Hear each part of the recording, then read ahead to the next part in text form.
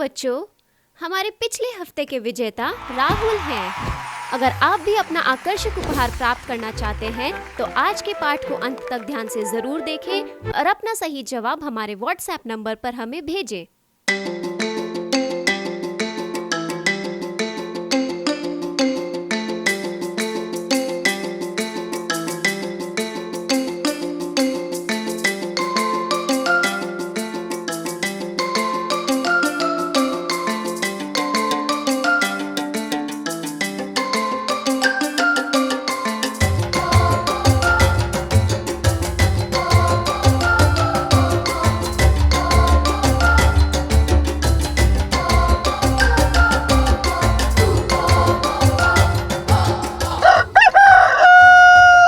क्या आप बता सकते हैं बाइबल में अगला पक्षी कौन सा है? जी हाँ, वह एक मुर्गा है।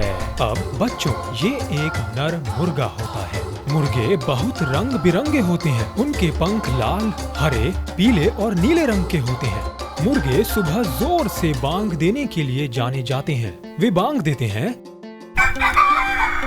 ताकि सबको पता चल जाए कि जागने का समय हो गया है। आप उनकी आवाज दूर से भी सुन सकते हैं।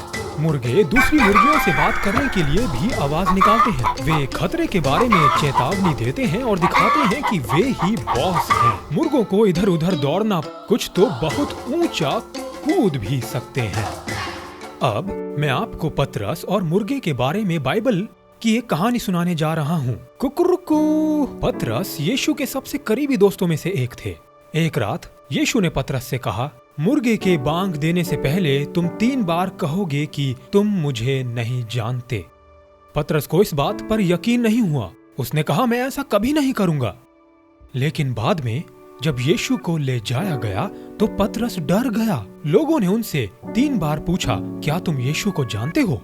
और तीनों बार पतरस ने कहा, नहीं। ठीक उसी समय एक मुर्गे ने बांग दी। पतरस को यीशु की बात याद आ गई। उन्हें दुख हुआ और वे रो पड़े। लेकिन यीशु फिर भी पतरस से प्यार करते थे। बाद में यीशु ने पतरस को माफ कर दिया और उन्हें एक और मौका दिया। पतरस मजबूत बने और उन्होंने बहुत से लोगों को यीशु के बारे में बताया। तो बच्चों, हम क्या सीख सकते हैं पतरस और मुर्गे कुकुरुकू की कहानी से? हम सीखते हैं कि हम गलतियां करते हैं, लेकिन फिर भी यीशु हमसे हमेशा प्यार करते हैं और जब भी हम माफी मांगते हैं वे हमें माफ कर देते हैं। यीशु हमेशा हमें एक और मौका देते हैं, ठीक वैसे ही जैसे उन्होंने पतरस को दिया। हमारा बाइबल मेमोरी वर्स कहता है, यदि हम अपने पापों को मान लें तो वह हमारे पापों को क्षमा करने और हमें सब अधर्म से शुद्ध करने में विश्वास योग्य और धर्मी है। यह पहला यूहन्ना अध्याय 1 के पद 9 से लिया गया है। तो बच्चों, यदि आपने कुछ गलत किया है और आपको परमेश्वर की माफी चाहिए तो आप मेरे साथ यह प्रार्थना कर सकते हैं। प्रिय प्रभु, मैंने जो गलत काम किए हैं उनके लिए कृपया मुझे माफ कर दें। इसका मुझे खेद है। मुझे माफ करने में आप विश्वास योग्य रहे हैं, इसके लिए आपका धन्यवाद। मुझे हर दिन सही फैसला लेने और आपके लिए जीने में मदद करें।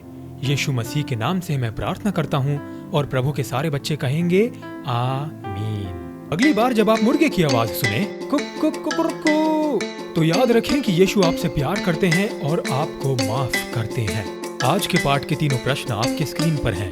आज की कहानी कहाँ से ली गई है? आज की कहानी कौन से पक्षी के बारे में है? आज का बाइबल मेमोरी वर्स क्या है?